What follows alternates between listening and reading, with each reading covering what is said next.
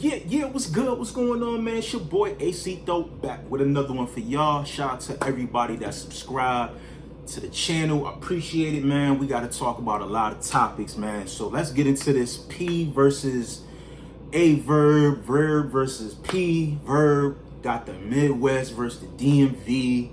This is a big conversation going on Twitter, man. I've been talking to a couple people about it. I have my personal thoughts before this whole discussion came about, as far as when it comes to the URL, just the repeated talent that continues to be recycled and recycled and recycled time and time again. And it leaded kind of to this topic here. And I was trying to find a perfect way to try to combine and introduce this topic. So this is kind of a great way for me to kind of blend, you know what I'm saying, this whole entire conversation that's going on. So Verb is on a tangent. He's going crazy, bombing on P from URL, basically blaming him for the reason that the lack of creativity when it comes to battlers, especially on the URL, and why, you know, the sound is such the same, why there hasn't been a resurgence of a superstar of the likes of a New Jersey Twerk. Now, he pretty much pinpointed the blame on P, that there's been 15 to 16 MCs within the last year or two, all merged from the DMV area, all recruited from P. He basically was saying, P, you shooting 0 for 15 from the field. You know, you've had countless of opportunities to bring certain battlers to the light. They've all not been successful. So I'm like, all right, let's kind of get into it, right? So he kind of blames P. And he says P is from the DMV. Now, I remember P did a live on Angry Fans Radio. He did a couple lives. And I remember the conversation shout to Caps had with P. And he really broke down who P was, what his position was in the URL, and what his responsibilities from a day to day. Now, P from the URL, you know, he pretty much takes the bullets for Smack, Beasley, and Chico. You know, he's the face as far as when it comes to the media and the camera. Every now and then you'll see Smack, Beasley pop on the cam, but most of the time it's going to be P. P is the one that's dealing with a lot of the new talent coming up, and things of that nature. Now, P is not from the DMV. You know, there's a big misconception that P is from the DMV, he's from Virginia, he's from Maryland, he's from DC. No, P is not from the DMV. P is from North Carolina. You know what I'm saying? P is from North Carolina. He's not from the DMV. Now, does P have a bias when it comes to the DMV? Now, according to P, no, he does not have a bias. He has personal good relationships with certain artists more from the DMV, but he's not biased when it comes to that. He broke down his position and how he picks certain battlers to come battle on the URL platform. So P pretty much, when Norbs left URL, prior to that, Norbs was a part of Twiz, and the whole graphics design and the camera work and behind the scenes things and coming up with like the concepts for like the you know, the titles, the names and things of that nature. Like, that's P's lane. That's what P does. P also pretty much orchestrates anything that URL wants to be done. And a bombshell that I overlooked, when Norbs left URL, right before he left, it was Chico. If you remember, Norbs and Chico didn't really get along. You know, Norbs did a Untold Truth with Chris and Bias, and he spoke about one of his first conflicts was with Chico. Chico supposedly is the brains when it comes to the money. He's the one that handles the budgets and things of that nature. So Chico was the one that took a liking to P and brought P, you know, closer to the URL and made him like, all right, you want to be under me, you know? So that's who pretty much brought P. It wasn't Norbs. It wasn't like P like overcutting Norbs or things of that nature. It was Chico. Chico was the one that brought P to the URL and pretty much was like his protege. So there's a big misconception with that. Now, when Norbs left, P kind of took the role as far as he created the Crucible. And with that, he was responsible for developing the new talent. Now, he, along with other leagues, I'm pretty sure, they have, you know, like when DJs, they have like promoters and things of that nature, right? They have a single, they have a record, they're trying to get it pushed and promoted on, you know, the radio stations, right? They'll have like promoters. And that's exactly what P has. P has promoters in different markets. Now, one of the markets that's just so happened to be kind of close is the DMV. One of those promoters is Kels from OSBL. You know, shout out to Kels.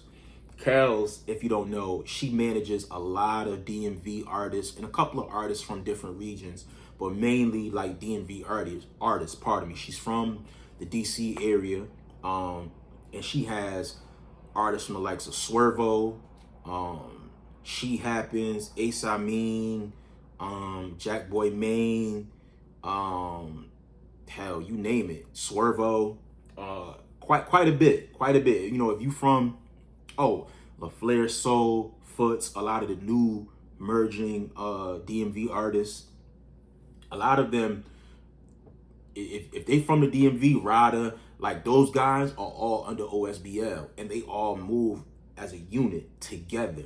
So with P being smart, not having to go to Detroit, LA, and all these different markets, it's like, damn, you know what? I'm gonna have somebody, maybe a battler, maybe, you know, a promoter that's, you know, throwing battles, throwing leagues and things of that nature. I'm gonna be tapped in with them and ask them like, yo, you got any talent for me to check out? Kels is one of the ones. Kels just so happens to manage 15, 16 something artists. It's like, yo, I got this guy for you. Oh, and I got this guy for you. And I got this guy for you. Makes sense. She may have threw him Ace Amin. You know, she may have threw him She Happens. It's like, yo, these are two dope MCs. Who else you got? You know, put them through the Crucible. They do well. Boom. He gives them a shot. I think P did the same thing with Geechee Gotti. How do you think we got Real Name Brandon? You know what I'm saying? So he's pretty much just a recruit, bro. Like, he gets the talent, he checks the talent out. If he likes the talent, he gives the talent a shot. Now what Verb is pretty much blaming P, saying P, you 0 for 16, 0 for 15, things of that nature. I think it's just shock value, in my personal opinion. You can't blame P, my nigga. Like, you can't. You know what I'm saying? You can't blame P. At the end of the day, P answers to the URL. Now, P does have some power, especially when it comes to the new talent. And like he said, he orchestrates some of the cards. He'll orchestrate, put something together, and he'll bring it to Chico, or he'll bring it to he'll bring it to Beezy and Smack. They'll look over it. They'll do a budget. If it makes sense, they'll put it together. And he'll, you know, take the credit for it publicly or behind the scenes, however it may work out. But I will say this, when it comes to the DMV artists, excuse me, I will say that a lot of them have got a lot of opportunities, right? The Ace Amins, the Jack Boy Mains, the Riders, and for some reason, these guys have not been able to break out like New Jersey Twerk. Now, they categorize New Jersey Twerk as DMV. Listen to the nigga's name, New Jersey Twerk. New Jersey Twerk is from New Jersey, but I believe he lives in the DMV area, and he's lived here for quite a bit of time. And he has a lot of relationships with like Ace Amin, Drugs, and, you know, Kels, and, you know, he rocks with a lot of those guys.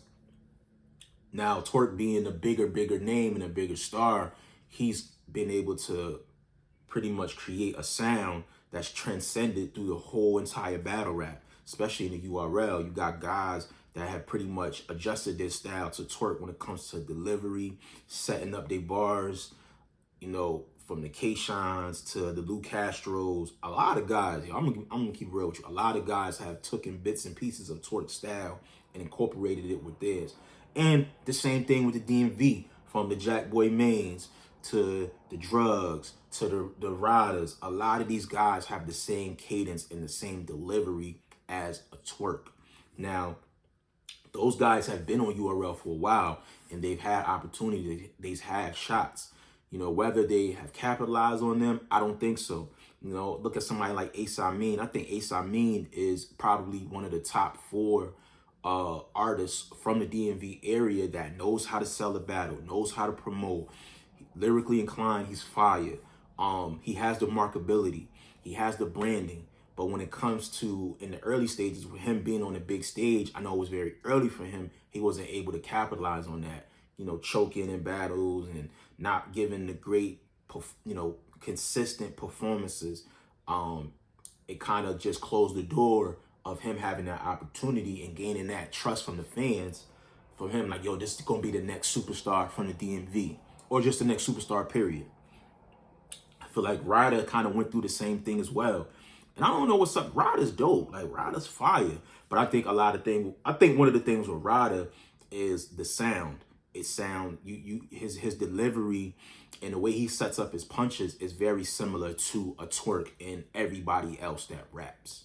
Now, I will say currently, if I'm just looking at from the DMV, She Happens is somebody that definitely has their own style and stands out. LaFleur Soul, Foots, those guys, they don't sound nothing alike. They sound totally different. They setups are different. The way they write, the way they deliver their material, they have it. I feel like those 3 could definitely be superstars. I like Swervo as well. I haven't seen much from him. I know he battled Cortez and Tay Rock, but I would like to see more from him. But those 3 right there, I feel like they have the potential to pretty much, she pretty much was on that trajectory to go there. He had the Miss Hustle controversy, and I think that kind of like took a little bit away from him and his momentum, especially with the fans per se. But LaFleur Soul, Foots, and I feel like you know what I'm saying? She just had a dope battle with Bill Collector. I think if they focus, really work on promoting, marketing themselves, and continue to have great performances in their battles and elevate every single time, I feel like they can go to that next level.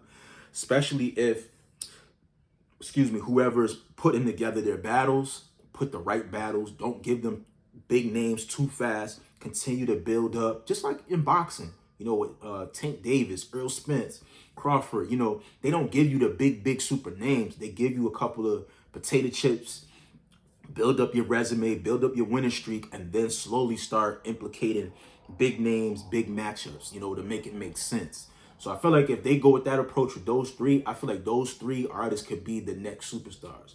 But when it comes to Verb, it's like Verb, you know, you got to understand, with Verb, he's just trying to keep his name in the algorithm. He's trying to create, you know, noise, sell battles, make controversy, things of that nature. Some of his points were valid, but a lot of them were not. You know what I'm saying? But when it comes to the Midwest, it's like, y'all have the same opportunity to create that allegiance as a DMV with the Midwest. If you take Chicago, St. Louis, you know, the surrounding areas like Cleveland, like, y'all have MCs, y'all have the True Foes, the MVPs, you got legends like Ill Will, Calico, y'all got people. Now, do y'all move as a cohesive unit? No. You know, it's like every man for himself, and it's very cliquish. Y'all got Hitman Holla, one of the biggest battle rappers today, right now. You know what I'm saying? He's putting on the bags and bodies, giving dudes like KD. Like, dudes like KD, you know what I'm saying? I think what y'all need to do is y'all need to have a round table. Y'all need to have 1 or 2 leaders of the team, and y'all need to move like a unit. Start negotiating your contracts like, yo, all right, you want me on this joint? I need to have KD on the card as well. You know what I'm saying? I need to have True Foe on the card as well. Because it takes a team. You know what I'm saying? Look how